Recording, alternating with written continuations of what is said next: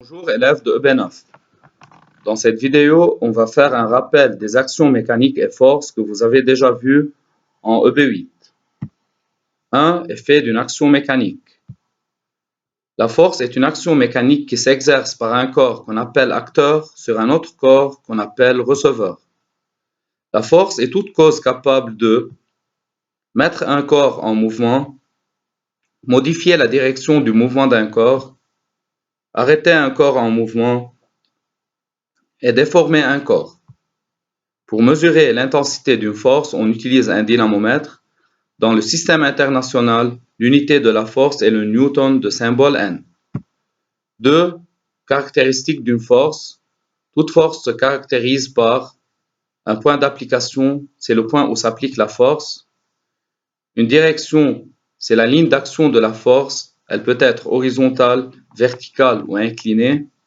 Un sens, par exemple, si on prend la direction horizontale, le sens peut être de gauche vers la droite ou de droite vers la gauche. Une intensité, c'est la valeur de la force exprimée en newton. Exemple, une personne pousse une boîte en bois pour la déplacer de côté de gauche vers la droite. Il exerce sur cette boîte une force de 10 newtons. Donnez les caractéristiques de cette force. Tout d'abord, on commence par la représentation de la personne et la boîte.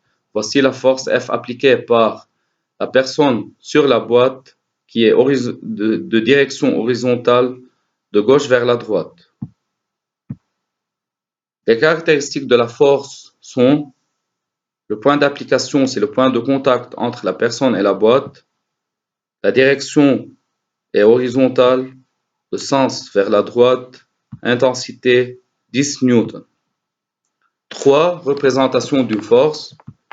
Pour représenter une force, on utilise un vecteur qui a 4 caractéristiques, origine, direction, sens et longueur. On peut voir qu'ils sont identiques aux 4 caractéristiques de la force, mais là, on doit utiliser une échelle. Pourquoi on utilise une échelle? Pour que la longueur du vecteur soit proportionnelle à l'intensité de la force. Maintenant, je vous invite d'arrêter la vidéo et d'essayer de représenter la force exercée par la personne sur la boîte.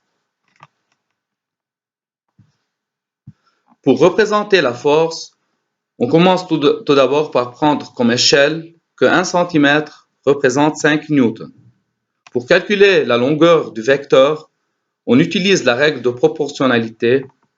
1 cm représente 5 newtons, donc 10 newtons sont représentés par une longueur x. Pour calculer x égale 10 fois 1 divisé par 5, x égale 2 cm. Qu'est-ce que ça veut dire x égale 2 cm? Que la longueur du vecteur doit être égale à 2 cm. On commence tout d'abord par le point d'application, c'est le point de contact entre la personne et la boîte. Ensuite, la direction, c'est la ligne en pointillé, c'est l'horizontale. Du point d'application, on dessine une flèche de longueur 2 cm et à la fin, F avec une flèche au-dessus pour dire que c'est le vecteur F. 4. Types de force. On a 2 types de forces. 1. Les forces de contact comme force musculaire, réaction normale du support, tension du fil et tension du ressort. 2. Force à distance comme le poids du corps, force magnétique, force électrique. Voici les représentations de ces forces. Un joueur de football donne un coup de pied au ballon, c'est la force musculaire.